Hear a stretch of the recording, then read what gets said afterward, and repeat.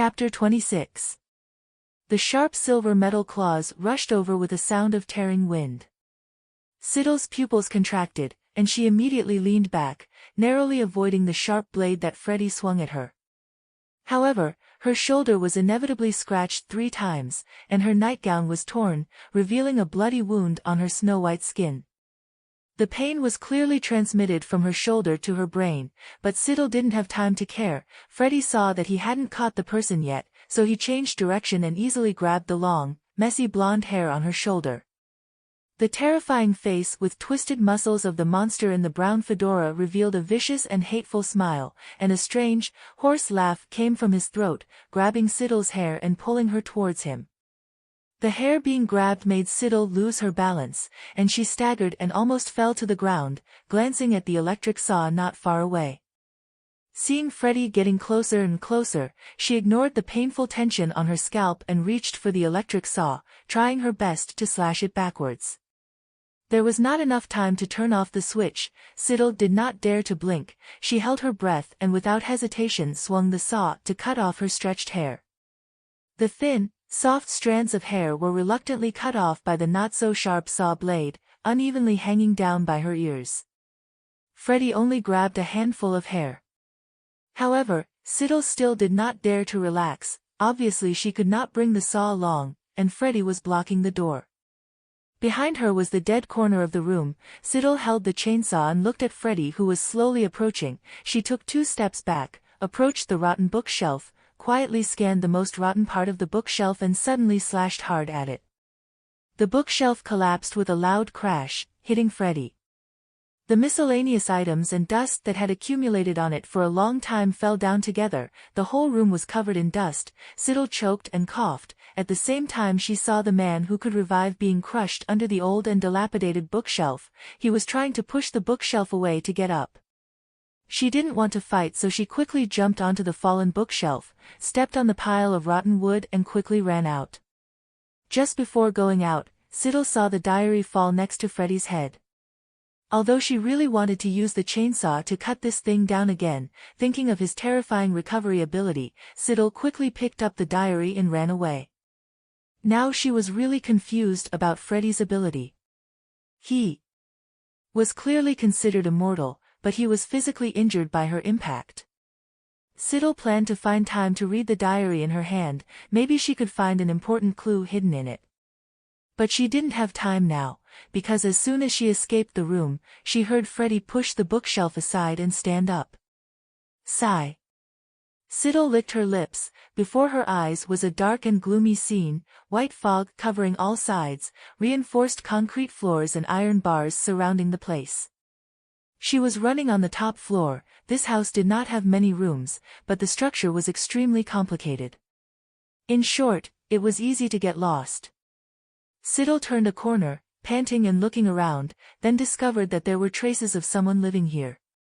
In this place where there were still traces of life, there were many small tools left. Next to the burning fireplace, Siddle found a rusty black crowbar. On the crowbar, there were faintly visible stains. Since Siddle had decided to use it as her new weapon, she temporarily did not want to think about what those stains were. Siddle glanced around and suddenly realized that this might be Freddy's place. How interesting, she had already run away and was hiding in the enemy's lair. The quiet empty space echoed with Freddy's strange laughter. He started laughing again, not knowing if it was to threaten Siddle or not. However, Freddy had no idea that at this moment, Siddle, with an expressionless face, was turning his house upside down looking for useful things. Anyway, based on the laughter, she could tell that Freddy was still some distance away. The thing burning in the fireplace didn't look like firewood. Siddle looked over and discovered that the thing being burned was a few skulls. Judging from their size, they were probably children's heads. The children were thrown into the fireplace, burned by the fire, leaving only a pile of blackened bones. Siddle couldn't bear to watch. She looked away indifferently, continuing to rummage through the pile of junk to find some useful tools. Screwdrivers, nails, paint, half a bar of soap, an iron. Forget it, it was too heavy for her to carry. She quickly turned Freddy's house upside down, holding a crowbar in her left hand and a pile of junk wrapped in a cloth in her right hand. As she left, she suddenly had the illusion that she was the villain breaking into someone's house to rob. Siddle. Damn. She quickly got rid of this strange illusion, walking through the paths made of iron bars, always paying attention to the side to see if there was any trace of Freddy, and lifting up the small bag and opening the diary with faded stains. Flipping through the pages stained with ink, what caught her eyes were the dense lines of writing behind, but the more she read, the more scared she felt. The later notes in the diary no longer had dates, they were just notes about the acts of raping and killing children to satisfy the personal interests of a perverted murderer. He even wrote down all the details in a crazy way.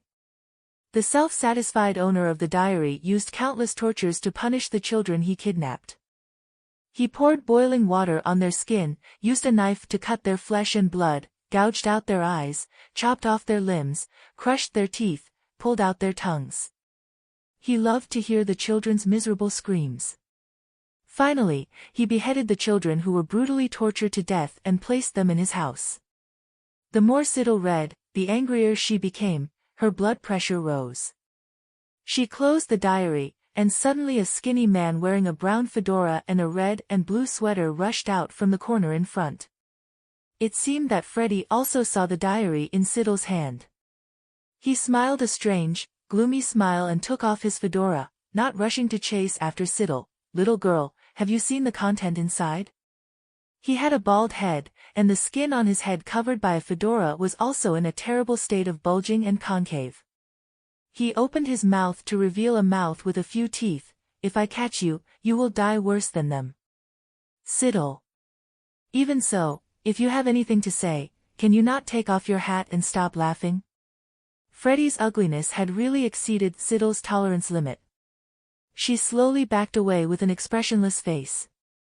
It seemed like there was no problem, but in fact, she was miserable deep down. Suddenly, she started to miss Esther. Even though they were both perverts and murderers, at least Esther looked pretty.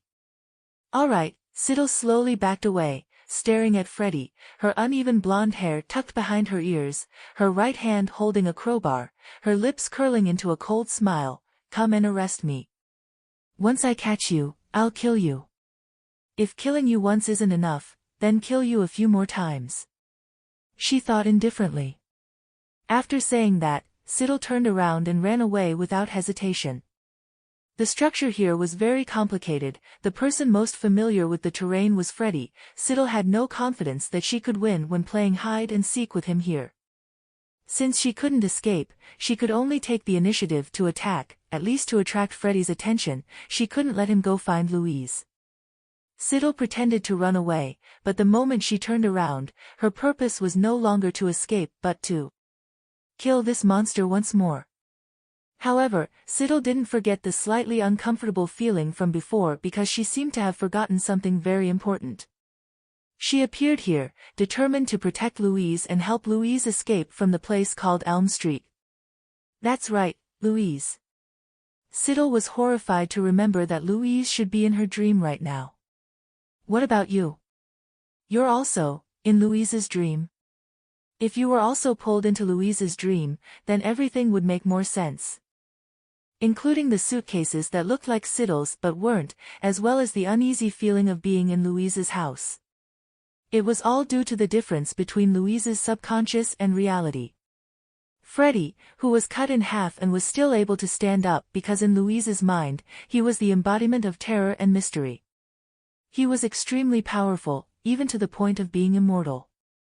The black maggots that flowed out of Freddy's body also appeared because Louise feared black bugs the most. If Louise was extremely afraid of Freddy and saw him as an invincible monster, then Siddle could never really kill him. Even if Louise feared Freddy more, perhaps Freddy could rely on that to have some strange abilities in Louise's dreams, and resurrecting from the dead might just be one of them. To get rid of Freddy, Louise needed to escape this dream herself. Siddle suddenly realized something, her pupils dilated slightly. Now she was climbing up a hollow iron frame next to a ventilation pipe.